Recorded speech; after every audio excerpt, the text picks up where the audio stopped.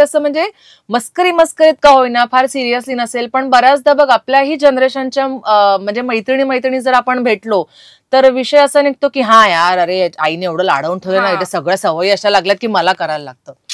हे जे आहे ना, हे घरातनच लहानपणापासूनच ब्रेक होऊ शकतं.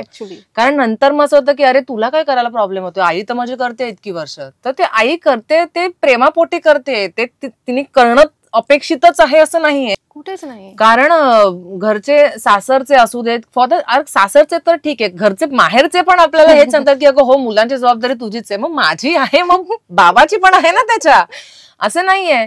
म्हणजे मी जर म्हटलं की उद्या समजा मी असं म्हटलं की घरातला पुरुष जेवढा कमवून आणतो तेवढं मी कमवून आणेन, त्याच्या बदल्यात तू घरी बस आणि जबाबदारी घेईल का पुरुष? मुलं जेव्हा घरी येतात ना तेव्हा त्यांना तो त्यांचा कम्फर्ट झोन असला पाहिजे. समजा घरी येऊन परत मी तिला ओरडतेच आहे किंवा मी ती घरी आली तर मी नाहीच आहे, ती घरी आली तर मी माझ्याच काहीतरी कामात रमले, तर मग हळूहळू ती डिस्कनेक्ट होणार माझ्यापासून. आणि ह्या गोष्टींचा परिणाम पुढे पुढे कसा होईल की तिचा माझ्याबरोबर कम्फर्ट झोन राहणार नाही. जर माझा रॅपोस तिच्याबरोबर तेवढा नसेल, तिला जर असं वाटतच नसेल की आई बरोबर मी तितकी कम्फर्टेबल आहे, तर मग हळूहळू ना जसं वय वाढत जातं ना तसं त्यांना शेअर करायला कोणीतरी लागतं. तर तेव्हा जर ती तेवढी माझ्यावर कम्फर्टेबल नसेल ना, तर मग त्याच्यातनं हळूहळू गोष्टी लपवणं किंवा खोटं बोलणं ह्याला सुरुवात होते. कारण ते आधीच अज्युम करतात त्यांचा कम्फर्ट झोन नसल्यामुळे की मी हे आई समजूनच नाही घेणार, बाबा ओरडणारच आहे ह्याच्यावर. नमस्कार मंडळी, मी श्रावणी विलास केशरी तुमचं मराठी मनोरंजन विश्व मध्ये स्वागत करते. मी आज अशा व्यक्तीला भेटली आहे ना, जी बाहेरून अशी कडक आणि आतून खूप गोड आणि सॉफ्ट आहे, म्हणजे नारळासारखी. मला ऍक्च्युली नारळ हे आधी घ्यायचं होतं पण ते गणलं, पण ठीक आहे. ती अशी म्हणजे आपली मानसी ताई. हाय ताई, कशी आहे? मी मस्त, तू कशी आहे? मस्त. मी अगदी बरोबर घेतलंय तुझं नाव, म्हणतात ना डिस्क्रिप्शन छान दिलंय तुला, कारण मी कमेंट्स मध्ये खूप वाचलं होतं की तू पडखोर बोलतेस. हा बोलते मी, बट काय होतं ती माझी इन्स्टंट रिॲक्शन असते. बाय हार्ट मी एवढी ऍक्च्युअली रूड नाहीये जेवढी मी दिसताना दिसते. म्हणूनच म्हणाले ना नारळासारखी असते एकदम.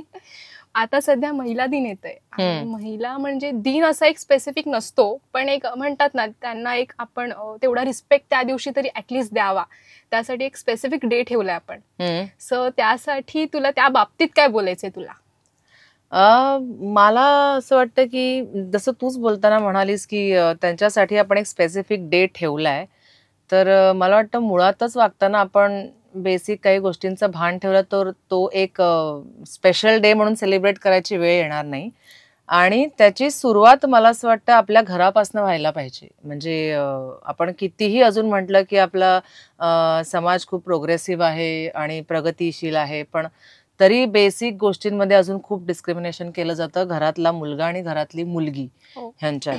तर मला असं वाटतं मुलींना जसं लहानपणापासून आपल्याकडे अजूनही घरात जसं कंडिशनिंग म्हणजे करतो आपण, ते आपलं इतकं काय म्हणू भिनलंय ना, ते बाय डिफॉल्ट आपलं होतं. छोट्या छोट्या गोष्टी असू देत, केस वाढवणं असू दे, नेलपेंट असू दे, किंवा काही ज्या गोष्टी नाही हे तू नाही करायचं, हे मुलींनीच करायचं, हे मुलांनी नाही करायचं, हे मुलींनी करायचं, हे असं मुलांनी नाही वागायचं, मुलींनी वागायचं, असे हातवारे मुलांनी नाही करायचे, मुलींनी करायचे.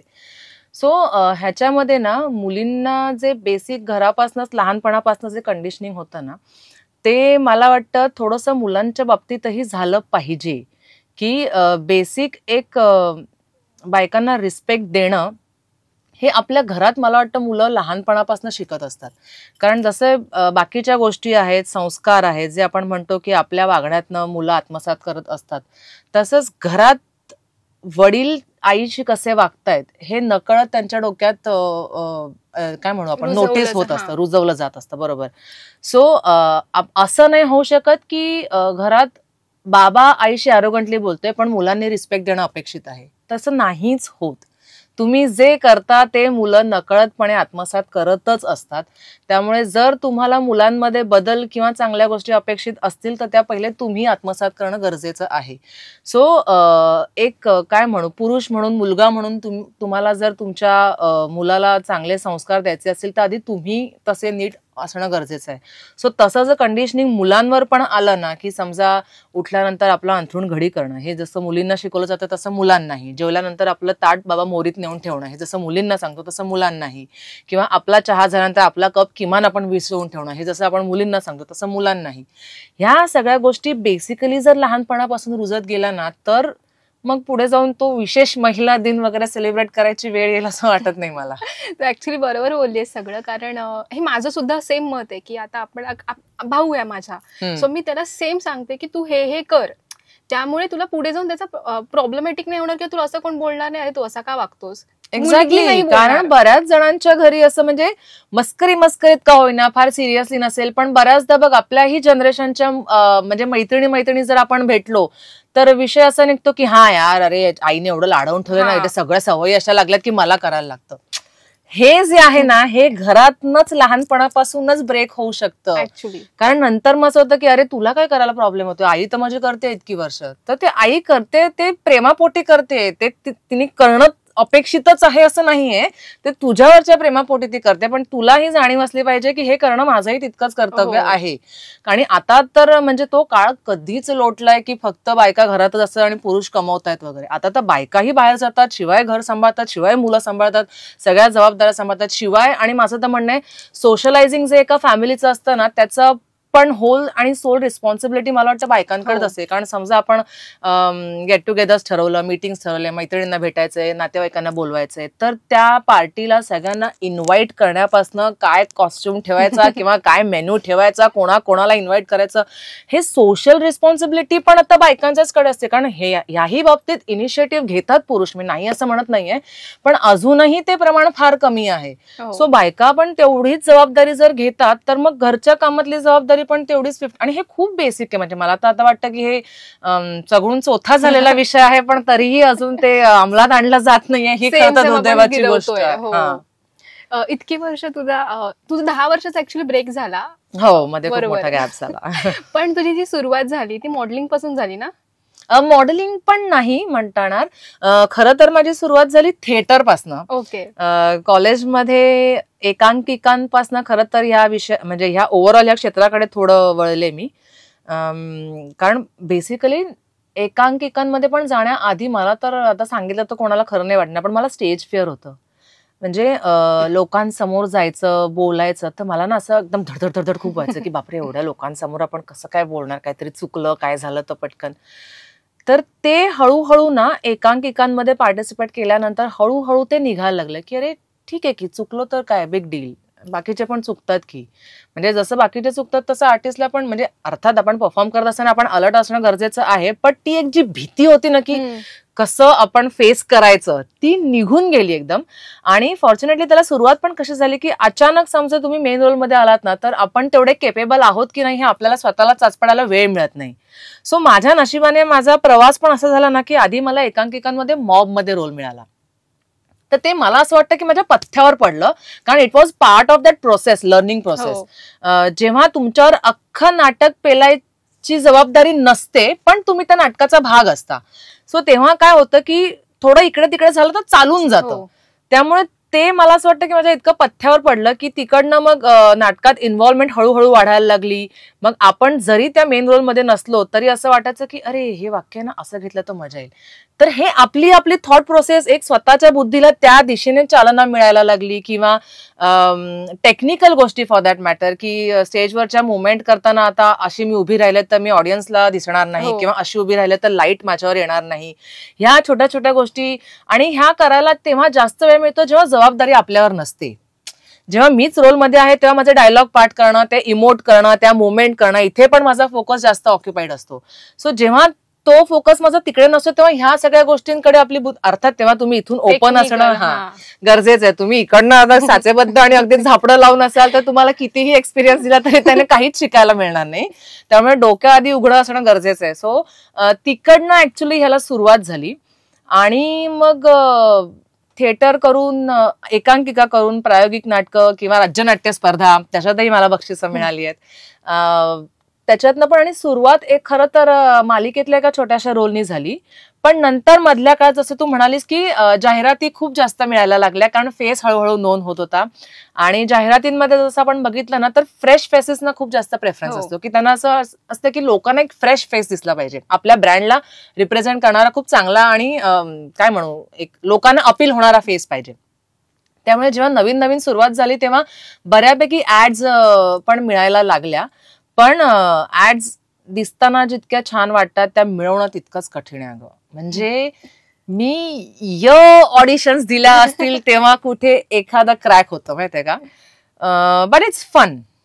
म्हणजे प्रत्येक ऍड साठी वेगळा फेस हवा असतो त्यांना ना, की केसच नीट हवे, तिचे डोळे छान हवे, तिची नखच छान हवी. काय तुम्हाला कुठला ब्रँड आहे त्याच्यावर, समजा तुम्हाला असं काहीतरी कुकिंग बिकिंगचं असेल तर ते फॉरगेट अबाउट फेस, त्यांना तुमचे हातही नीट लागतात, कारण तो पोळीचा रोल करताना तुमचा हात, तुमची बोटं, तुमची नखं इतकी प्रेझेंटेबल पाहिजेत. तर कुठल्या गोष्टीवरनं तुम्ही काय म्हणतात त्या क्लायंटला क्लिक व्हाल, यू नेव्हर नो. हे पूर्ण नशिबाचा भाग आहे जाहिरातींच्या बाबतीत तर मला असं वाटतं. टॅलेंटही आहे, मी नाही असं म्हणणार नाही, पण जाहिरात specifically I am talking about जाहिरात, नाटक किंवा पिक्चर किंवा टेलिव्हिजन हे बाजूला ठेवूया सध्या. पण फक्त जाहिरातींच्या बाबतीत म्हणायला गेलो तर टॅलेंट पेक्षा लुकला खूप जास्त महत्व आहे. तुला म्हणजे मला असं वाटतंय, मी तुझ्या आधीचे पण इंटरव्ह्यूज बघितले ना, तर तुला जाहिरातींबद्दल खूप नॉलेज आहे. म्हणजे तुझ्या कामातून किंवा तू ते तुला हवं होतं म्हणून तू फारसं नॉलेज जाहिरातींबद्दल घेतलंय. तू वेगळा सेगमेंट घेऊ शकते प्रॉपर 1 तासाचा मस्त पॉडकास्ट होऊ शकतो. या सगळ्या कालावधीमध्ये तुला कुठेतरी प्रॉब्लेम्स फेस करावे लागले का? म्हणजे असं पर्टिक्युलर नाही की तू स्त्री म्हणून नाही, तर तुझ्या कामामुळे. कारण दरवेळी मी आता एका व्यक्तींसोबत बोलले, माझं एक संभाषण छान झालं त्यांच्यासोबत, तर त्या मला बोलल्या की स्त्रियांना लगेच लेबल घेतात, मी मुलगी आहे ना, मी स्त्री आहे ना, मग मला कामं मिळत नाही. हे होतं, पण कधी कधी कामांमुळे पण मिळत नाही कामं. म्हणजे तुझं आता मी म्हणाले की अरे केसच छान हवे, तशा बाबतीत तुझं काही घडलं होतं का? नाही, मला असा ह्या बाबतीत अनुभव आलेला अजून तरी नाहीये, किंवा मग तो माझ्यापर्यंत पोहोचला नसेल, किंवा एका स्पेसिफिक गोष्टीमुळे समजा मी रिजेक्ट झालेही असेल पण ते माझ्यापर्यंत पोहोचलं नाही. त्यामुळे माझ्या बाबतीत माझ्या डोक्यात तरी असे काही निगेटिव्ह काही गोष्टी नाही आहेत. बट जसं तू म्हणालीस ना की बऱ्याचदा मुलींना, म्हणजे जसं मगाशी आपण ज्या विषयावर बोललो की समाजात अजूनही बदल घडत नाही, तर त्याला पुरुषांची मानसिकता जेवढी जबाबदार आहे ना श्रावणी, मला असं वाटतं तेवढीच स्त्रियांची पण मानसिकता जबाबदार आहे. कारण काय होतं ना, स्त्रियांना आपण सतत एक सिंपती घ्यायची आता सवय लागली आहे, की बघा मी कसा त्याग करते, बघा मी कसं सगळं मनाविरुद्ध असून पण सगळं फेस करते आहे. तर माझं असं म्हणणं आहे की तुम्हालाही नाही म्हणायचं ऑप्शन आहे. कोणीही तुम्हाला जबरदस्ती करत नाही कुठल्याच गोष्टीची, करूच शकत नाही. मी जर उद्या उठून म्हटलं मी घरातलं एकही काम करणार नाही, तर मला कोणीही मारून मुटकून ते करायला भाग पाडू शकत नाही. ती सर्वस्वी माझी मर्जी आहे ऍक्च्युली. तर काय होतं आपल्याला कधी कधी ना, म्हणजे मी असं नोटीस केलंय, म्हणजे अगदी घरातली पण उदाहरणं आहेत की माझ्या आईचं म्हणूया एक छोटं, की बघ मी एवढं करते, मी हे करते, मी ते, मी आईला म्हणते अगं नको करूस तू, तुला जर वाटलं आज नाही उठायचं लोळत पडायचं, तू बिनधास्त लोळत पड, तुला पूर्ण हक्क आहे. असं नाहीये की तू बाई आहेस म्हणून तुलाच उठून करायला हवं. तर काय आहे ते मगाशी म्हटल्याप्रमाणे इतकं बसलंय ना इथे की ते बाय डिफॉल्ट ते इक्वेशन आपल्या डोक्यात बसले की बाई आहे म्हटल्यावर उठून सकाळचा पहिला चहा मीच केला पाहिजे तर घरात चहा होईल, हे इतकं बसलंय ना. त्यामुळे बायका पण तितक्याच जबाबदार आहेत त्याला. असं नाहीये की फक्त पुरुष प्रधान आहे आणि पुरुषांचीच मानसिकता त्याला जबाबदार आहे.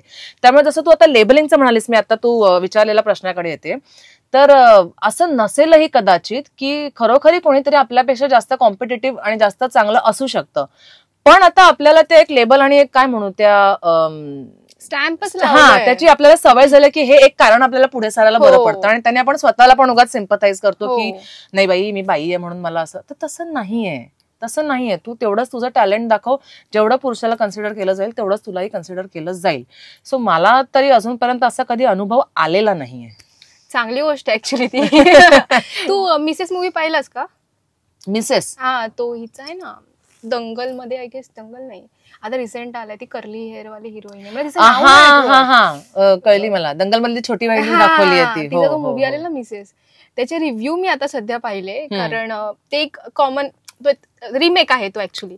तरी पण मी कमेंट्स वाचले होते त्याचे, तेव्हा असं झालं होतं की बरेच जण म्हणत होते इसको 2 रोटी बनाने के लिए प्रॉब्लेम होता है, हमारी दादी बिदी तो इतना इतना करती थी, या फिर मग ते कम्पेअर करतात पुरुषांसोबत. कि इसको 2 रोटी बनाने के लिए प्रॉब्लम होता है, पर एक ही पुरुष होता है जो बाहर रस्ते पे जाके इतना काहीतरी होतं की लाऊड बोलून बोलून बोलून हे करतोय, गोष्टी विकतोय. मग तुम्ही कम्पेअर तिकडे करत होते, तुला त्या बाबतीत काय बोलायचंय? तिथे कम्पॅरिझन होतंय की हिला फक्त प्रॉब्लेम काय की घरातलं काम करायला, पण बाहेर पुरुष किती मेहनत करतोय. मग हे म्हणजे ह्या माझं असं म्हणणं आहे की ह्या कम्पॅरिझनच्या गोष्टीच नाही आहेत की पुरुष काय करतो आणि बाई काय करते. सी, तुला जर घरात पोळ्या करायचा कंटाळा येत असेल, तुझं टॅलेंट वेगळीकडे आहे, तू ते एक्सप्लोर कर, तिथे एवढे कमव की तुला घरी पोळ्या करायची वेळच येणार नाही, तू बाई अफोर्ड करू शकशील. As simple as that. आणि पुरुष बाहेर जाऊन ओरडून ओरडून काम करतोय, अंग मेहनत करतोय किंवा बुद्धी वापरून हे करतोय, तर ठीक आहे ना, मी तर ते डिनाय कधीच करत नाहीये.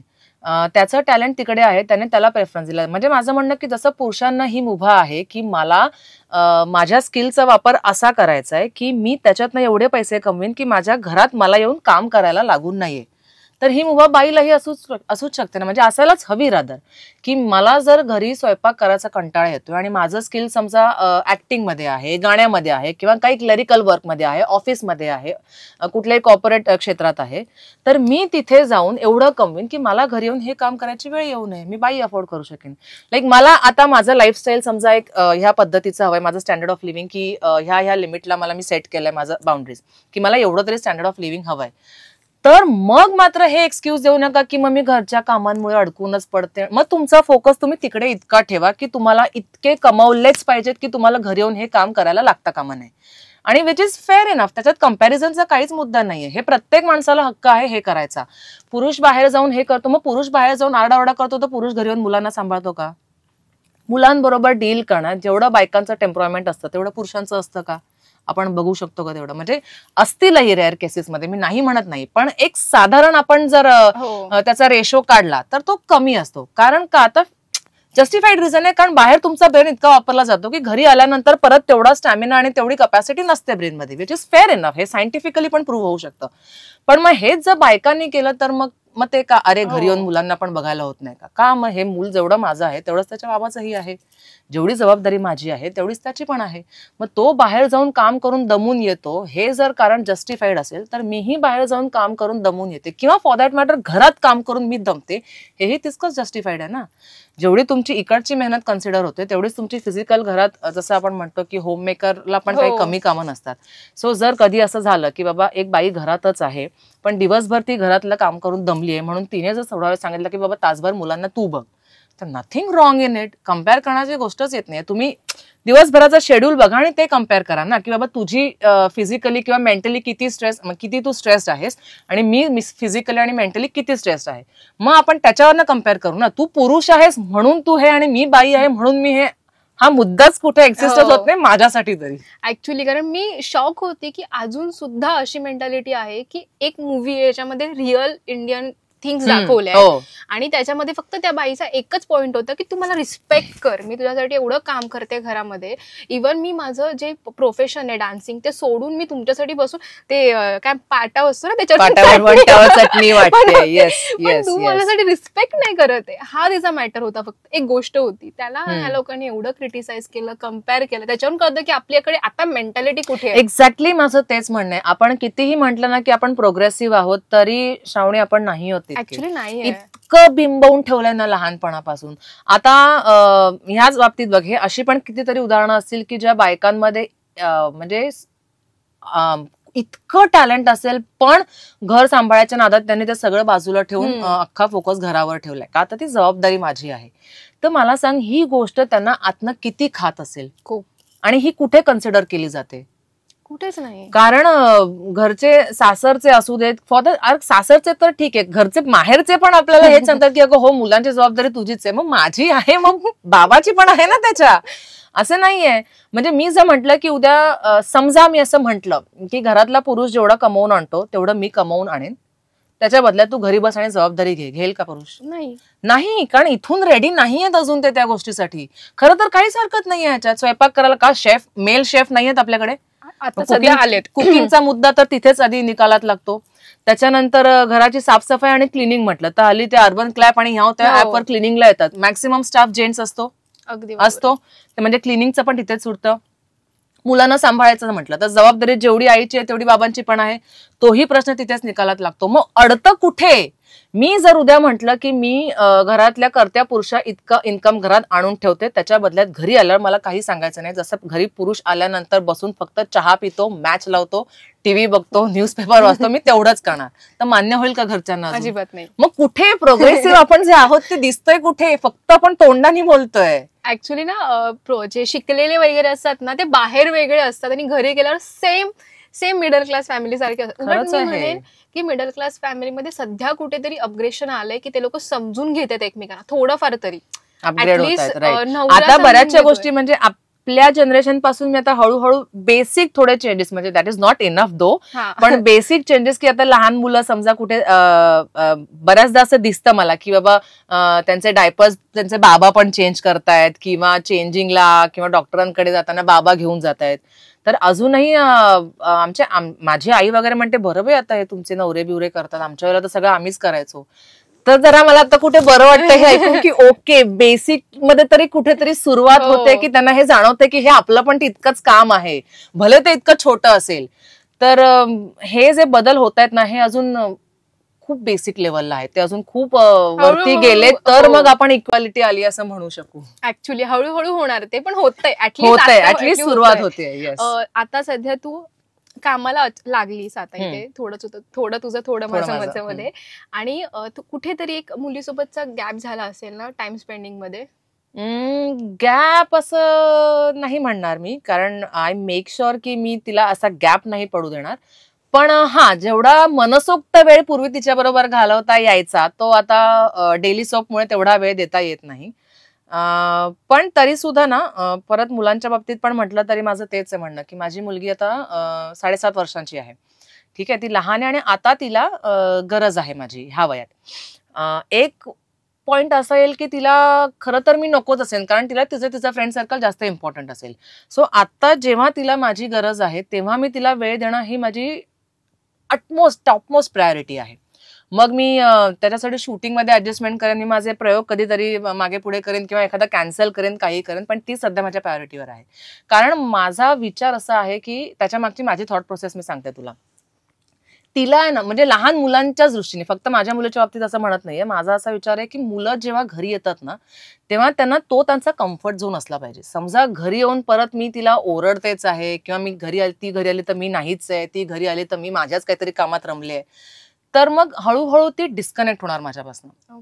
आणि ह्या गोष्टींचा परिणाम पुढे पुढे कसा होईल की तिचा माझ्याबरोबर कम्फर्ट झोन राहणार नाही. जर माझा रॅपोस तिच्याबरोबर तेवढा नसेल, तिला जर असं वाटतच नसेल की आई बरोबर मी तितकी कम्फर्टेबल आहे, तर मग हळूहळू ना, जसं वय वाढत जातं ना, तसं त्यांना शेअर करायला कोणीतरी लागतं. तर तेव्हा जर ती तेवढी माझ्यावर कम्फर्टेबल नसेल ना, तर मग त्याच्यातनं हळूहळू गोष्टी लपवणं किंवा खोटं बोलणं ह्याला सुरुवात होते. कारण ते आधीच अज्युम करतात त्यांचा कम्फर्ट झोन नसल्यामुळे की मी हे आई समजूनच नाही घेणार, बाबा ओरडणारच आहे ह्याच्यावर.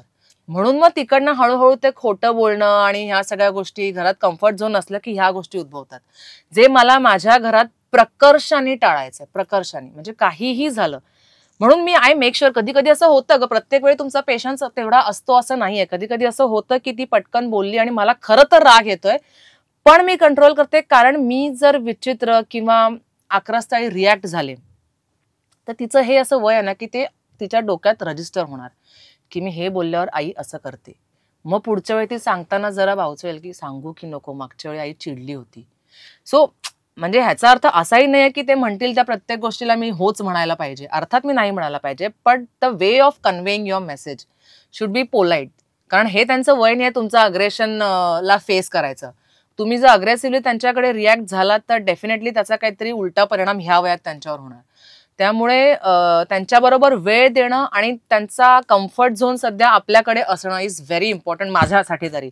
त्यामुळे मी आता शूटिंगमध्ये कितीही जरी बिझी असले तरी माझा प्रेफरन्स तिच्याकडे असतो. ती शाळेतनं किती वाजता येते, आल्यानंतर काय खाते, आज काय होमवर्क दिलाय, तुला काय करायचं, सगळं मी तिच्याबरोबर टचमध्ये असते. आणि पण यस, तू म्हणालीस तसं आधीसारखा जेव्हा काम नव्हतं, म्हणजे डेली सोप करत नव्हते तेव्हा जितका मनसोक्त वेळ तिच्याबरोबर घालवायचे तेवढा मिळत नाही आता. ऍक्च्युली आता सध्या पॅरेंटिंग स्टाईल थोडी चेंज झाली. म्हणजे आता माझे पॅरेंट्स, तुझे पॅरेंट्स, मला असं वाटतं आपल्या दोघांचे जे पॅरेंट्स होते ते सेम कॅटेगरीमध्ये होते, बरोबर, की ओके मला आता हिच्याशी असंच वागायचंय. तरी पण माझा एक पॉझिटिव्ह होता मुद्दा, की आमच्याकडे थोडंसं वेगळं आहे, की माझे वडील आहेत ते थोडंसं समजून घेतात. बाकीच्या पॅरेंट्स मी ऐकत्या ह्या गोष्टी, की अरे माझ्या पप्पांना असं असं करतात, कुठेतरी एक लिमिटेशन्स असतात, बट थोडंफार समजून घेतात. पण आता असं झालंय ना, की आता एकदम फ्रेंडली आहे, की okay you are my friend now. Parents आणि चिल्ड्रन्स मध्ये फ्रेंडशिप आली आहे. माझं तेच म्हणणं आहे की आपण आपलं नातं मैत्रीपूर्ण असावं, पण मैत्रीचं नसावं. कारण काही झालं तरी तू माझी मुलगी आहेस आणि मी तुझी आई आहे, तर एक बेसिक रिस्पेक्ट, एक बेसिक डिस्टन्स असायलाच पाहिजे. कारण नाहीतर धाक राहत नाही कुठल्या गोष्टीचा. म्हणजे हल्ली असा फार आपण कुठे कुठे त्या पॉडकास्ट आणि किंवा वर्कशॉप्स पेरेंटिंगचे वगैरे ऐकतो, त्याच्यात म्हणतात की तुम्ही फ्रेंडली राहा, पण मग धाक नसेल ना तर मुलं वाटतील ते करायला, की काय आई बाबा काहीच बोलत नाही, चालतंय, असंही होता कामा नये. कारण ती खूप थिन लाईन आहे, खूप थिन लाईन. ती क्रॉसही होता कामा नये आणि तरी सुद्धा आपल्याला सगळं ते कंट्रोल करायला पाहिजे. ह्याच्यासाठी तुमचं डोकं ताळ्यावर असणं अतिशय गरजेचं आहे. तुम्ही म्हणाल आज माझा मूड चांगला आहे तर आज मी अगदी प्रेमाने वागेन आणि उद्या मी सेटवरनं चिडून आले तर मी काहीतरी तू समजून घे आणि मी काहीतरी चिडचिड करेन, तर तसं नाही होणार. आणि थोडासा धाक म्हणजे चुकीच्या रस्त्याला आपण जाण्यापासून आपल्याला अडवणारं कोणीतरी आहे, किंवा मी जर काही उद्या जाऊन चुकीचं केलं तर मी कोणाला तरी आन्सरेबल आहे, हे जे डोक्यात बसणं आहे ना, त्याच्याकरता तेवढा एक डिस्टन्स असणं गरजेचंच आहे. समजा तू उद्या चुकीचं वागलीस तर तुझ्या मैत्रिणीबरोबर शेअर करताना तुला असणारं प्रेशर आणि तुझ्या आई वडिलांबरोबर शेअर करताना तुला असणारं प्रेशर ह्यात फरक आहे आणि तो असलाच पाहिजे. जर तुम्ही पूर्ण फ्रेंडली झालात त्यांच्याबरोबर तर ते निघून जाणार असं मला वाटतं. हो, निघून जाणार. त्यामुळे ती खूप थिन लाईन आहे. त्यांना कम्फर्टेबल शेअर करायला वाटलं पण पाहिजे, ऍट द सेम टाइम त्यांना स्वतःचा अनालिसिस हा करता आला पाहिजे, की अरे हे जर मी केलं आणि हे जर मी आईला सांगितलं तर कदाचित ती चिडेल, म्हणजे ह्याच्यात काहीतरी चुकीचं आहे. हा एक डोक्यात थॉट असण्यासाठी तेवढा एक डिस्टन्स असणं गरजेचं आहे. आणि ते एज ग्रुपमध्ये असंही येतच. पण आता हल्ली आपण ओव्हर फ्रेंडली होण्याच्या नादात ते कदाचित कुठेतरी बाजूला राहतं आणि मग मुलं अतिच गृहीत धरतात पेरेंट्सना. तर ते तसंही होता कामा नये ह्या मताची मी आहे. बरोबर आहे तुझं हे. पण मग तू हे सगळं हँडल कसं करते? कारण शूट आणि आधी थोडं वेगळं होतं, की तू होतीस तिच्यासोबत, घरात होते, बरोबर, आणि आता असं झालं की शूट पण सुरू आहे आणि घर पण सांभाळायचे. मग तू ह्या दोन्ही गोष्टी कशा प्रोफेशनली हँडल करतेस? जसं मी म्हटलं मगाशी तुला, ह्या सगळ्या गोष्टींना it goes hand in hand. जर मी तुला म्हटलं की मला माझा वेळ, अर्थात आता ओवी करता जो माझा वेळ आहे तो मी कोणाकडनं रिप्लेस नाही करून घेऊ शकत, तो माझा मलाच द्यायला लागणार. पण जशी घरातली आधीची बाकीची कामं जी जबाबदारी मी स्वतःवर घेतलेली, तर आय मेक शुअर की आय अर्न सो मच की मी त्याच्यासाठी एक बाई ठेवीन, ओके, सो दॅट मी त्याच्यात ऑक्युपाईड नाही राहणार. कारण काय होतं, आपण जसं मी तुला म्हटलं, आता मी कितीही बोलले तरी माझ्याही डोक्यात हे कंडिशनिंग आहेच आहे की मी शूटला जरी असले तरी आता उद्या जेवण काय करायचंय, घरी जाऊन स्वयंपाक काय असणार, उद्या ओवीला डबा काय द्यायचा आहे किंवा बाईला काय स्वयंपाक, हे डोक्यात आपल्या बॅक ऑफ द माइंड चालूच राहतं. सो आता मग ती जबाबदारी मी बाईला डेलिगेट केली, कळलं. तर त्याच्यामुळे काय होतं, जो मिळतो वेळ तो मी ओवीकडे देते किंवा माझ्या आईकडे, जो जसा मला हवाय, माझं वाचन किंवा माझं काही पाहणं, मला काही बघायला जायचंय, काही शॉपिंगला जायचंय, हा माझ्यासाठी राहतो मग तो. तर तसं बघायला गेलं तर मी एकतर डेली सोपमध्ये घेताना पण ह्या घरच्या गोष्टी क्लिअर केलेल्या होत्या, त्यामुळे बेसिक थोड्या जबाबदाऱ्या असणार आहेत, वेळेचं एवढं बंधन असणार आहे हे सांगितलेलं होतं. त्यामुळे आमच्या प्रोडक्शन हाऊसकडनं सुद्धा तसंच चांगलं कोऑपरेट होतं. आणि सेकंडली आता मी घरची जी रोजची कामं आहेत ना ती आता मी माझ्या अंगावर ठेवलीच नाहीयेत. त्यामुळे मग शूटिंगच्या व्यतिरिक्तचा माझा जो वेळ आहे किंवा शूटिंगच्या सीनच्या मध्ये जे आपल्या डोक्यात घरातल्या कामांचं चक्र सुरू असतं ना, ते मी आता कट ऑफ केलंय.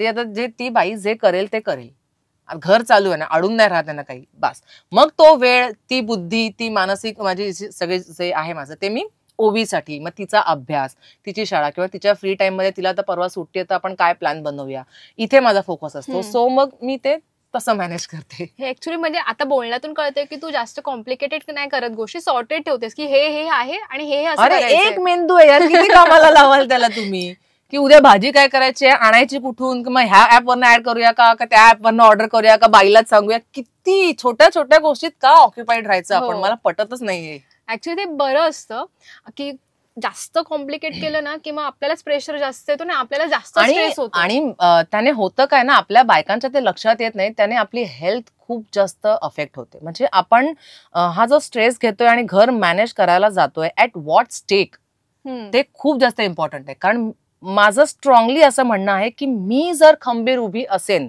तर मी माझं घर चालवू शकेन. बरोबर. उद्या जर मीच आजारी पडले तर मग गोष्टी माझ्या हाताच्या आणि कंट्रोलच्या बाहेर जातील. सो ते जर मला माझ्या कंट्रोलमध्ये ठेवायचं तर आधी मला इथून आणि हेल्थ वाईज मला पहिले हेल्दी असणं व्यवस्थित गरजेचं आहे. सो ज्या गोष्टी मला मनस्ताप देतात त्या मी कट ऑफ करते, कारण त्याने मी अफेक्ट होते ना ग. माझी झोप होत नाही, मग मला टेन्शन येतं, आता माझं बीपी हाय होणार किंवा मी अजून काहीतरी हेल्थ वाईज सफर करणार. उद्या काय मग बीपीच वाढतंय, डायबिटीसच येतोय, हे येतोय, मग ह्याने आणखीन गोष्टी रिस्ट्रिक्ट होणार. सो ज्या गोष्टी डेलिगेट करून होण्यासारख्या आहेत आणि ज्या थोड्या खालीवर झाल्याने काही असं आभाळ कोसळत नाही तर त्या देऊन टाकायच्या. मी तर लेट गो करते, लेट गो. मी ऍक्च्युली आपण आता ह्या मुद्द्यावर आलो म्हणून विचारते की स्ट्रेस, की काही झालं प्रॉब्लेम्स की तुला स्टेज फिअर होता, जसं आता कुठला फिअर आहे का आणि त्याच्यावर तू ओव्हरकम कसा करतेस, किंवा एन्झायटी येते, कधी कधी असं होतं ना की श्वास घ्यायला खूप त्रास होतो अचानक, मग ते तू कसं हँडल करतेस? ऍक्च्युली मी असे इन्सिडेन्सेस फॉर्च्युनेटली फार रेअर फेस केलेत. पण आता येस, आता तू म्हणशील तर आता जरा मला त्याला हेल्प होते.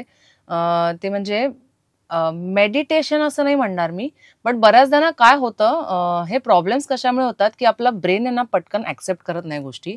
त्यामुळे हाऊ टू रिॲक्ट हे आपल्याला कळत नाही आणि धडधड धडधड होते, पल्पिटेशन वाढतं, पटकन घाम येतो, सुचत नाही काही, असं होतं, चक्कर आल्यासारखं होतं अशा वेळेला, कारण भीती असते आपल्याला खूप मनातनं. तर ना आता मी परुळेकरांकडे जिथे मी वर्कआउटसाठी एक्सरसाइजसाठी जाते, त्यांनी ह्याच्यावर एक खूप छान मला पर्याय म्हणजे पर्याय असं नाही, पण how to deal with it. आपल्याला ना काय होतं, आपल्याला नेहमी ना रिकामेपणाचं काय करायचं हा प्रश्न असतो बघ, की प्रत्येक वेळी आपल्याला असं ऑक्युपाईड राहायचं असतं. समजा आपल्याकडे रिकामा वेळ असलो, आपण एकटे असलो, मोकळे असलो, तर मोबाईलमध्ये असतो किंवा काय, शांत एक राहतो ना आपण, शांत एक स्वतःबरोबर 5 मिनिटं, असं आपण कधीच करत नाही. And that is the reason की आपल्याला ह्या गोष्टी ना पटकन कशा डील करायच्या ते आपल्याला समजत नाही. सो त्यांनी मला सांगितलं की ह्या गोष्टींनी तुला खूप हेल्प होईल. रोज आहे ना ठरवून स्वतःसाठी दिवसात ना एक 5 मिनिटं काढ, जेव्हा काही नाही करायचं. म्हणजे असं नाही की जाताना ट्रॅफिकमध्ये आता गाडीत अडकले, आता काही नाही तर ही माझ्यासाठी 5 मिनिटं, असं नाही. ठरवून स्वतःसाठी 5 मिनिटं काढायची जेव्हा काहीही करायचं नाही. एक शांत, म्हणजे काइंड ऑफ मेडिटेशन म्हणून, नॉट एक्झॅक्टली मेडिटेशन, पण एक त्याच्या टुवर्ड्स मेडिटेशन, एक बेसिक सुरुवातीची स्टेप. तर त्या गोष्टीने मला खूप मदत झाली की ना थोडं आपल्या ब्रेनवर कंट्रोल येतो, ताबा मिळवायला. आणि एकदा काय होतं ना, ऍक्सेप्ट आपण केली ना गोष्ट की मग थोडं आपण त्या ह्याच्यावर की ओके मग आता काय करूया, how to come out of it, ह्या गोष्टींकडे आपण हळूहळू वळतो. पण जेव्हा एखादी अनपेक्षित गोष्ट पटकन घडते ना, तर एक इन्स्टंट रिॲक्शन आपल्याला अशी, म्हणजे ते एन्झायटी सारखंच होतं, आय अग्री. पण मला तसं फारसं होत नाही. मला वाटतं त्याच्यावर ना मेडिटेशन हा सगळ्यात जास्त चांगला उपाय आहे, जेणेकरून आपण ह्या गोष्टींवर थोडासा ताबा मिळवू शकतो की आपली ऍटलिस्ट सिच्युएशन आपल्या कंट्रोलमध्ये नाहीये, त्याच्यावर आपण काय रिॲक्ट होऊ हे आपण आपल्या कंट्रोलमध्ये ठेवू शकतो. आणि ते इन अ गुड वे, की ज्याने आपल्या हेल्थला पण काही त्रास होता कामा नाही. कारण काय होतं, खूप आपण टेन्शन घेतलं, खूप स्ट्रेस घेतला तरी त्याने आपली हेल्थ अफेक्ट होते.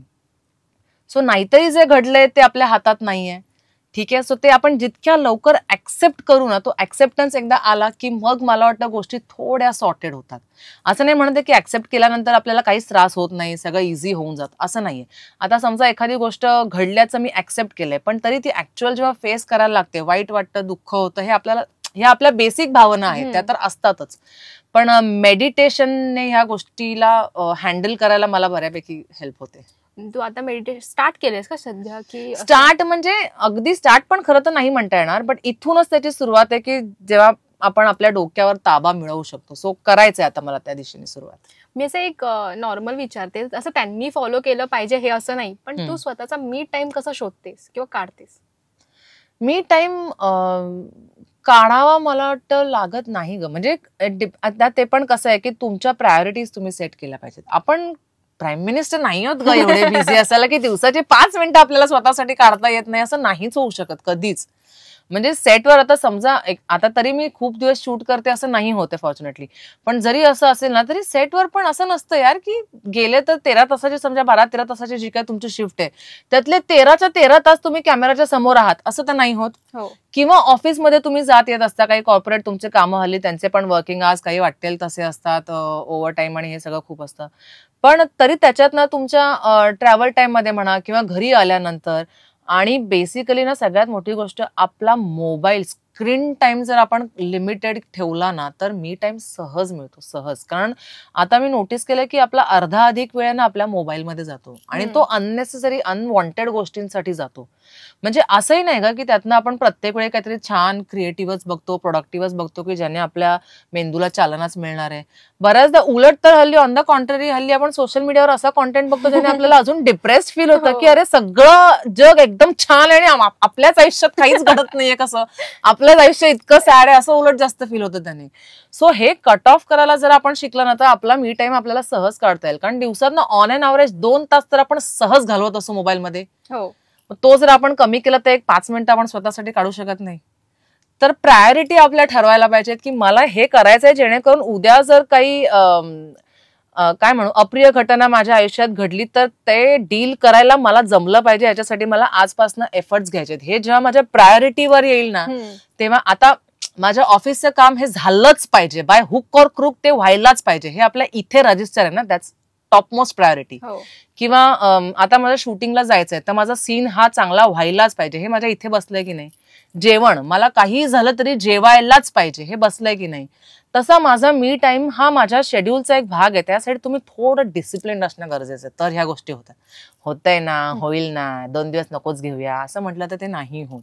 तुम्ही डिसिप्लिन असलात तर स्वतःसाठी 5 मिनिटं दिवसातनं सहज काढता येतात. तू जसं आता म्हणालीस सोशल मीडियाचं, मला गंमत एक वाटते, तुला जे पाहिजे तेच तू दाखवणार आहेस ना. एक्झॅक्टली. मला जे पाहिजे तेच मी दाखवणार आणि समोरचा व्यक्ती तेच बघणार आहे, पण त्याच्या मागचं काळ किंवा स्ट्रगल माझं हेच म्हणणं कोणीच बघत नाही. कारण काय आहे ना, लोकांना फक्त आपलं आयुष्यात कसं चांगलं आहे हे पोर्ट्रे करायचंय. तर बघतानाही आपल्या हे लक्षात यायला पाहिजे की आता आपण एखाद्या कुठल्या सिलेबचं किंवा कुठल्या कॉन्टेंट क्रिएटरचं किंवा कुठल्या आपल्या आवडत्या व्यक्तीचं आपल्या सोशल सर्कल मधले जे कोणी आहे त्यांची एखादी काही पोस्ट बघितली तर ती एक पोस्ट हे त्यांचं अख्खं आयुष्य नाहीये ग. हा तो एक क्षण आहे फक्त त्यांचा. ह्याच्या व्यतिरिक्त जसे आपल्या आयुष्यात चढ उतार असतात तसे त्यांच्याही आयुष्यात असतात. अगदी तू कुठलाही टॉपचा सेलिब्रिटी घे, त्याच्याही आयुष्यात चढ उतार असतातच. अर्थातच जो डाऊनफॉल असतो तो कोणी नाही पोस्ट करणार तुम्हाला दाखवायला. सो हे तुम्ही समजून घेतलं पाहिजे ना. पण ह्याचा नेमका उलटा परिणाम होतो की ते बघून आपल्याला आणखीन डिप्रेस फील होतं. बरोबर. सो ते कुठे कट ऑफ करायचं हे आपण प्लीज ठरवायला हवं. म्हणजे ह्याने भीषण विपरीत परिणाम होत आहेत त्याचे. लोक डिप्रेशन मध्ये वगैरे खरोखर जात आहेत, त्याच्या ट्रीटमेंट वगैरे घेतात. तर मग हे तर बेसिक आहे की हे बघून जर मला त्रास होतोय तर मी हे बघू नये, हा त्याच्यावरचा इतका बेसिक सोपा उपाय आहे. पण तो आपल्याच्यानी होत नाही आणि आपण डॉक्टरांकडे धाव घेतोय, हे म्हणजे लिटरली मूर्खपणाचं लक्षण आहे यार. अरे म्हणजे काय होतं माहितीये की डॉक्टरांकडे सोड, पण ते माहिती असून की आता हे माहिती आहे की तो तेवढा पुरता तो एंटरटेनमेंट होतोय, बट ते घेऊन बसणार की अरे माझ्यासोबत नाही होते, पण आपल्यासोबतची चांगली गोष्ट होते ती पण आपण पोस्ट करतो हे विसरतात लोक. एक्झॅक्टली. आता जेव्हा मी म्हणजे जी माणसं असा विचार करतात ती माणसं स्वतः पण काहीतरी पोस्ट करत असतील तर तुम्ही जे पोस्ट करता तो एक तेवढा क्षण आहे ना तुमच्या आयुष्यातला. त्याच्या व्यतिरिक्त तुमचं आयुष्य खूप मोठं आहे. ते सगळं तुम्ही लोकांसमोर पोर्ट्रे करताय का? नाही. तर लाईकवाईज ज्यांच्या तुम्ही पोस्ट बघताय त्यांच्या सुद्धा आयुष्यातला तो एक छोटासा क्षण आहे, तो पहा, एंटरटेन व्हा, सोडून द्या.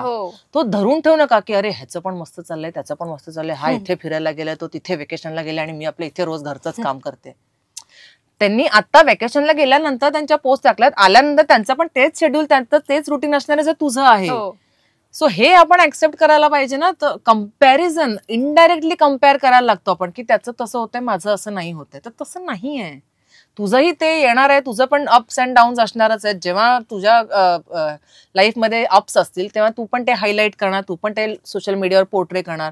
तेच बघून लोकांना परत तुझ्याबद्दल तेच वाटणार. ते सर्कल आहे, ते कुठेतरी आपण स्टॉप करायला पाहिजे आणि ते एंटरटेनमेंट पुरताच सीमित ठेवायला पाहिजे. ऍक्च्युली आता ते मोठी सोशल मीडिया म्हणजे ना सगळं खोटी दुनिया.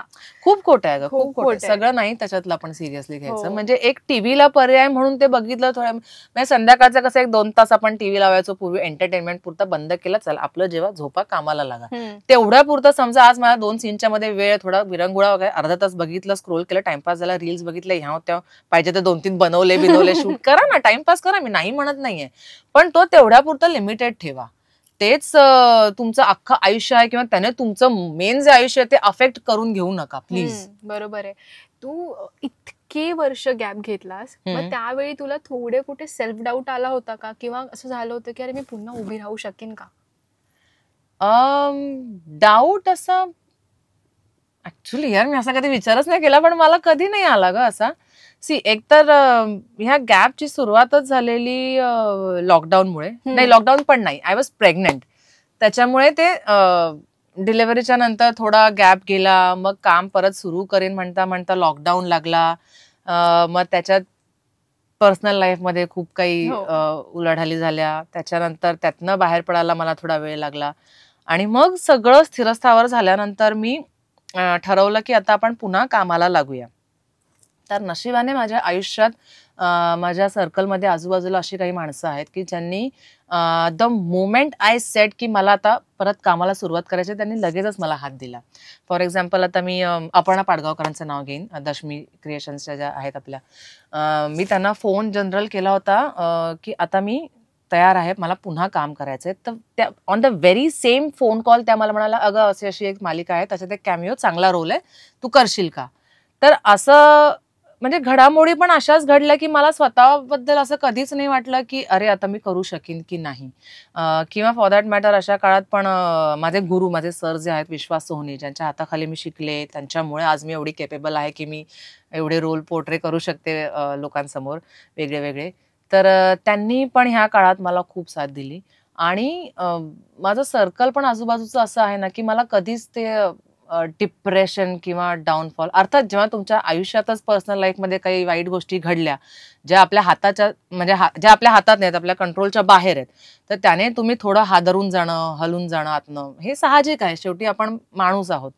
पण त्याने अख्खं आयुष्य तुम्ही अफेक्ट करून न घेता कसं त्यातून उभे राहाल, ह्याकरता माझ्या आजूबाजूचे सर्कल आहे, माझा मित्रपरिवार आहे, माझे सर आहेत, किंवा माझा स्वतःची फॅमिली आहे, माझी आई आहे, हे इतके खंबीर माझ्या पाठीशी उभे राहिले की मला अशी इन्सिक्युरिटी कधीच नाही वाटली की आता नाही काम मिळालं तर किंवा काय करूया. कारण ह्याचं सगळ्यात महत्वाचं कारण म्हणजे की मला माझ्या केपेबिलिटीजवर विश्वास आहे. इफ नॉट, जरी असं धरून चालू की म्हणजे हा ओव्हर कॉन्फिडन्स पण मी नाही म्हणत आहे, माझं असं म्हणणं आहे प्रत्येक माणसाला स्वतःचा अर्थार्जन करण्या इतपत त्याची कपॅसिटी आहेच. म्हणजे जरी माझं उद्या अभिनय क्षेत्रातलं दुकान बंद झालं असं म्हणून चालू, पण मी अगं अपंग नाहीये, मी मंदबुद्धी नाहीये, मी दुसरं काहीतरी करेन, काही नाही झालं मी 4 मुलांना घरी बोलून पाळणा घर चालवीन, तेवढं तर मी करू शकते.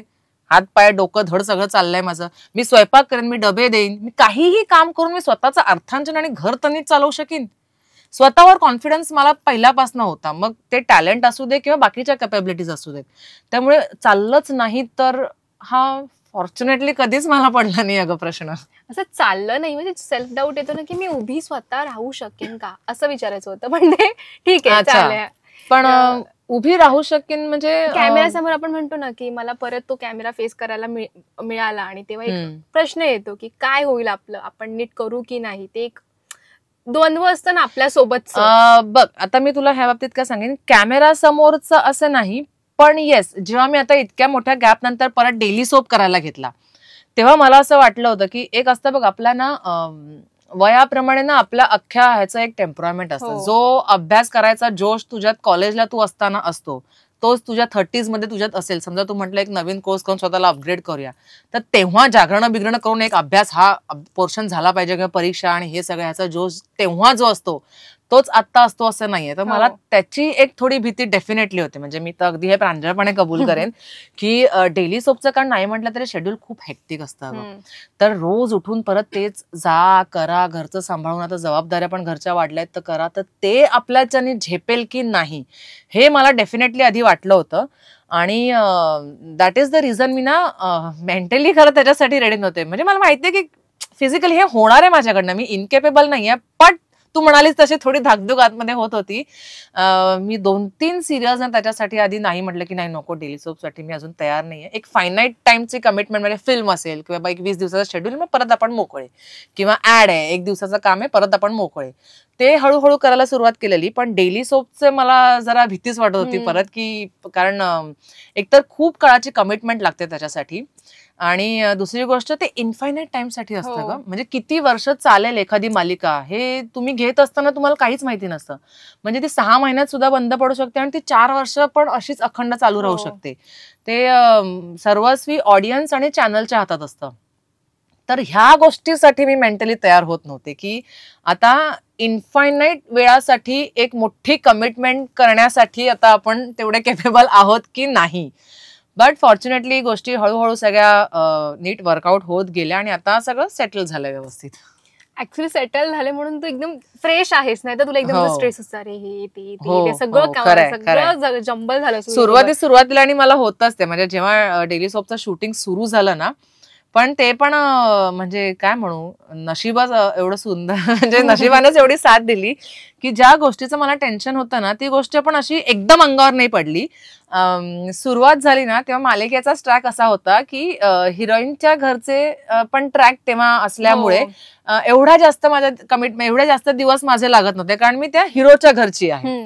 हा, तर सुरुवात पण अशी झाली की 1 महिन्याचे 4 दिवस लागतायत, 8 दिवस लागतायत, मग हळूहळू मग आता 10 दिवस लागतायत, 12 दिवस लागतायत, 15 दिवस लागतात. तर आता ते सगळं हळूहळू सेटल झालं व्यवस्थित. हो, झालंय ते. आता ते दिसतंय, आता प्रेक्षकांना पण दिसतंय. ह्या सगळ्या प्रवासामध्ये तुझा जेवढा स्ट्रगल झाला, काही कालावधीपासून काही कालावधीपर्यंत, तेव्हा तुझ्या सोबत जास्त खंबीर कोण होतं?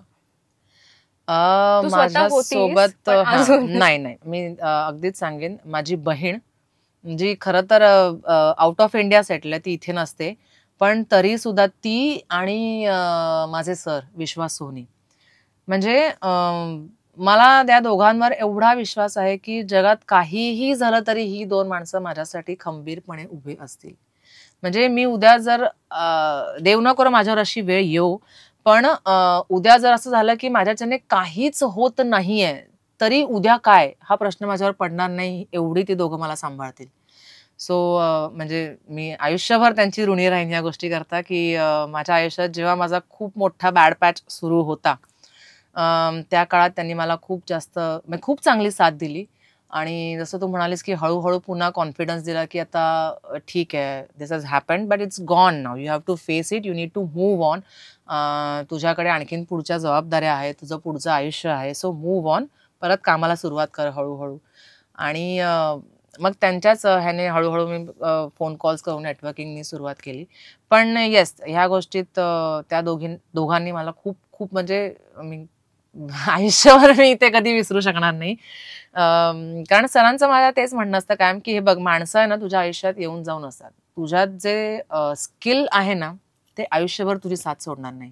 सो त्याला पहिले जोपास, त्याचं पहिले जतन कर. उद्या काय ना तुझी पोझिशन आहे ना, मला असं वाटतं की आपली पोझिशन ही बऱ्याच जण आपल्या कामावरनं लोक ठरवतात. म्हणजे माणूस म्हणून मी काय आहे हे माझ्या सर्कलमधल्या 90% लोकांना माहिती पण नसेल की माणूस म्हणून मी कशी आहे. मी ऍक्ट्रेस म्हणून काय आहे ह्याच्यावरनं ते मला जज करतात. ठीक आहे. सो सरांचं माझ्या हेच म्हणणं असतं विश्वास सोनींचं की माणसं आहेत ना ती तुझ्या करिअरनुसार तुझ्याबरोबर येतील जातील, डाऊनफॉलला असशील तेव्हा जातील, परत टॉपला गेलीस की येतील. तुझं जे टॅलेंट आहे ते तुला कधीच सोडून जाणार नाही. सो त्याला पहिले प्रेफरन्स द्यायचा कधी पण. जे मी ब्लाइंडली फॉलो केलं, ब्लाइंडली. म्हणजे जगात काही झालं तरी माझा जो भक्कम पाया आहे ऍक्टिंगच्या बाबतीत असं म्हटलं तर अभिनयाला जास्तीत जास्त स्कोप देण्यासाठी वेगवेगळे रोल किंवा वाचन पाहणं हे जे आहे ना, ह्याने तू माणूस म्हणून प्रगल्भ होशील आणि त्यातनं ऑटोमॅटिकली तुझ्यातली अभिनेत्री सुद्धा प्रगल्भ होत जाईल. सो ते जोपास. आणि मग तो कॉन्फिडन्स आला की नाही ते अजूनही आहे माझ्यात आणि मी जरा हातपाय हलवले तर पुन्हा करू शकेन. पण मग ऍट दॅट पॉइंट ना सगळ्यात पहिली गोष्ट आपल्या युजली आड कुठली येते ती म्हणजे ना की अरे आता तर मी एवढं काम केलं, आता मी जाऊन कसं लोकांकडे काम मागू. हा एक वेगळाच इगो आपल्या डोक्यात येतो. तर तेव्हा माझ्या डोक्यात एक क्षण आलेला हा थॉट की आता मी कसं लोकांना अप्रोच होऊ. पण मग पुन्हा मी काय झालं, मी त्रयस्थपणे सिच्युएशनचा विचार करण्याचा प्रयत्न केला की समजा मी त्या ज्यांच्याकडे मी काम मागायला अप्रोच होईन, मी जर त्यांच्या जागी असतं तर मी काय केलं असतं.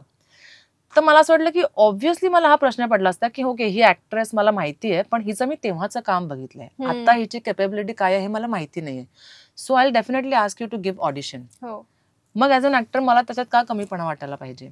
आणि असं अगदीच होऊ शकतं की मलाही स्वतःला असं वाटत असेल की मी केपेबल आहे, पण उद्या माझ्यावरती जबाबदारी पडला, मला असं वाटू शकतं की अरे हा रोल मी नाही चांगला केला यार, माती झाली माझ्यामुळे या रोलची, चांगल्या ऍक्टरला घेतलं असतं तर चांगला झाला असता.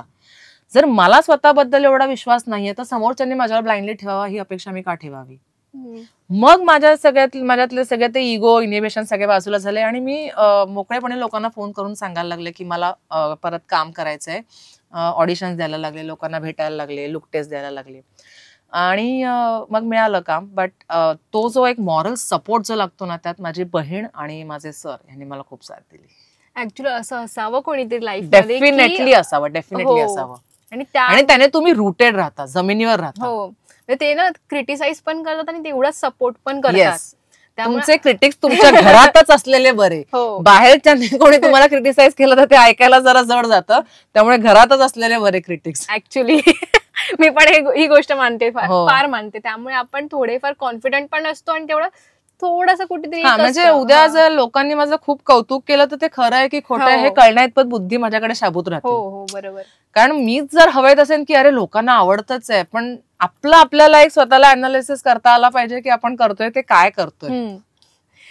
जाता जाता तुझ्या मनातली एक गोष्ट जी तुला खूप बोलावीशी वाटते पण तू आतापर्यंत बोलली नाहीस, किंवा कोणाला तरी थँक्यू आणि सॉरी असं कोणाला काही बोलावंसं वाटतंय का, किंवा महिला दिनानिमित्त सुद्धा तुला काही बोलावंसं वाटतंय का? हा, महिला दिनानिमित्त मी एकतर सगळ्यांना मी ऍड्रेस करण्या इतपत काही मी मोठी नाहीये किंवा तेवढी काही माझी योग्यता नाहीये.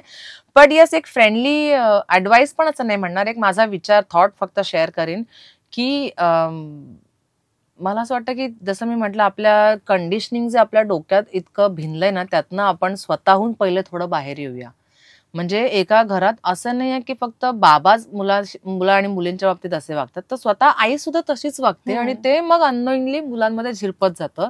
सो ते जे कंडिशनिंग आपल्या डोक्यात आहे ना, तर म्हणजे माझ्याही जनरेशन, मी असं नाही म्हणते की I am out of it, मीही अजून तशीच आहे, पण आपण ठरवून थोडा असे एफर्ट्स घेऊया की आपल्या पुढच्या जनरेशनला, आपल्या मुलांना तरी आपण ऍटलिस्ट ती इक्वालिटीची भावना देऊया की घरात एका मुलाला करायला जेवढं करायची मोकळीक आहे तेवढंच घरातल्या मुलीलाही करायची मोकळीक असू दे. आणि ज्या गोष्टी करायला तुम्ही मुलीला बांधील ठेवता आणि त्याच गोष्टी मग तुम्ही मुलांनाही तेवढी शिस्त लावा, जेणेकरून उद्या लग्न झाल्यानंतर त्यांच्या दोघांचा संसार हे तेवढाच सुखाचा होईल. जे आता आपल्याला वाटतं की हा, आईने शिस्त नाही लावली आणि सगळं आमच्या पदरी पडले, तसं त्यांना वाटायला नको. तर ह्याच्यासाठी मुलींना थोडं ओपन करणं जेवढं गरजेचं आहे तेवढंच मला वाटतं मुलांनाही शिस्त लावणं गरजेचं आहे. जसं मगाशी बेसिक गोष्टी आपण बोललो की आपल्या अंथरुणाची घडी आपण घालणं किंवा खाल्ल्यानंतरचं ताट नेऊन ठेवणं, ह्या गोष्टी मुलींना आपण सांगतो शिस्त लावायच्या, तर ही शिस्त मुलांनाही तितकीच गरजेची आहे. तर हे स्त्री आणि पुरुषांमधला जो भेद आहे तो आधी आपण आपल्या डोक्यातनं काढूया, म्हणजे तो आपण आपल्या पुढच्या जनरेशनकडे नेऊ शकू. बरोबर ऍडवाइस दिली आहेस तू सगळ्यांना. खूप बेसिक आहे, तरच पुढे आणखी जाऊ आपण. ही ऍक्च्युअली महत्वाची ऍडवाइस आहे, कारण हे कोणी विचारच नाही करत की का मुलं अशी वागतात. एक्झॅक्टली, प्रत्येक वेळी मुलींना आणि हे करून काहीच उपयोग नाहीये मुलांचाही. म्हणजे आणि कसं आहे की आपण ते डायरेक्ट आत्ताच्या जनरेशनवर बोट दाखवून पण उपयोग नाहीये, कारण त्याला कुठेतरी आपणच जबाबदार होत ना. आपल्यातलं जे झिरपलेलं आहे ते त्यांच्यापर्यंत जात आहे, इनडायरेक्टली म्हणा, अननोइंगली म्हणा, तेच जात आहे. सो आपलं वागणं कसं आहे हे पण आपण अनालाइज करायला पाहिजे, तर आपण त्यांच्यावर बोट दाखवू शकू. म्हणजे मी काही वागीन आणि तू नीटच शिस्तीत वागतं, तसं नाही होत. त्यामुळे ते आपल्यातही आणणं गरजेचं आहे. Thank you so much. तुझं हे ऍडवाइस खूप चांगलं होतं. आणि मराठी मनोरंजन विश्व आणि तुझे प्रेक्षक त्यांच्याकडून एक छोटंसं गिफ्ट आम्ही आणलंय. How sweet. थँक्यू मानसीताई. होप तुला हे गिफ्ट आवडेल. आमच्याकडून एक छोटीशी गिफ्ट आहे आणि लेटर आहे. आता हो नाही, ऍक्च्युली SMS आणि ह्या सगळ्या काळात पत्र कोणीतरी लिहिणं ही इतकी गोड गोष्ट आहे. मला खूप आवडली. छान छान. वाचू आत्ताच? चालेल, तुला वाचायचं असेल तर. नक्कीच नक्कीच.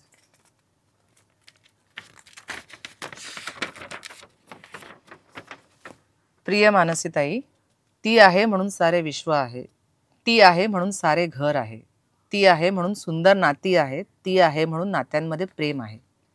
ताई, तू म्हणतेस जे तुझ्या मनात आहे तेच तुझ्या ओठांवर असतं. अगदीच तू तशी आहेस, म्हणजे निर्मळ आणि स्वच्छ मनाची. जाहिरात क्षेत्र ते छोटा मोठा पडदा, या प्रवासात तुला जी कामे मिळाली ती कामे तू चोख पार पाडलीस. 10 वर्षांचा ब्रेक घेऊन तू पुन्हा मालिकामध्ये काम करायला सुरुवात केलीस. पण खरं सांगू, तुला ज्या जोमाने तू गायत्री हे पात्र साकारलंस तेव्हा अजिबात असं वाटलं नाही की तू ब्रेक घेतला होतास. ओ, थँक्यू सो मच. आणि म्हणूनच हे पात्र प्रेक्षकांच्या पसंतीस पडलं. प्रेक्षकांचं तुझ्यावर खूप प्रेम आहे आणि त्यांना तुला असं काम करताना बघायचंय. तुझं कणखर व्यक्तिमत्व आणि परखड बोलणं हे प्रेक्षकांना खूप आवडतं. अशी छान छान कामं करत राहा आणि प्रेक्षकांना त्या कामामधून भेटत राहा. How sweet. प्रेक्षकांना हे ऍक्च्युली आवडतंय हे माझ्यापर्यंत जेव्हा पोहोचतं तेव्हा खरंच मलाही खूप बरं वाटतं. त्याने आणखीन ऊर्जा मिळते की आपण आणखीन काहीतरी चांगलं आणि वेगळं प्रेक्षकांना देऊया ह्याच्याकरता. आणि एक सेन्स ऑफ रिस्पॉन्सिबिलिटी येते त्याने की लोक जर खरंच त्यांच्या आयुष्यातला म्हणजे बिझी शेड्यूलमधला वेळ काढून जर एवढं माझं काम बघायला वेळ काढतात तर मी त्यांना काहीतरी चांगलं द्यायला बांधील आहे ह्याची एक जाणीव सारखी सारखी होत राहते. आणि जसं मी म्हटलं, एनर्जी आणखीन मिळते. So definitely thank you so much. तुम्हाला माझं कॅरेक्टर आवडतंय आणि मीही माझ्याकडनं तुम्हाला आश्वासन देते की याही पुढे मी असं चांगलं चांगलं आणखीन वेगळं वेगळं काम घेऊन तुमच्यापर्यंत येईन आणि असंच प्रेम माझ्यावर करत राहा. आणि मराठी मनोरंजन विश्वाच्या सगळ्या सगळ्या प्रेक्षकांना थँक्यू सो मच.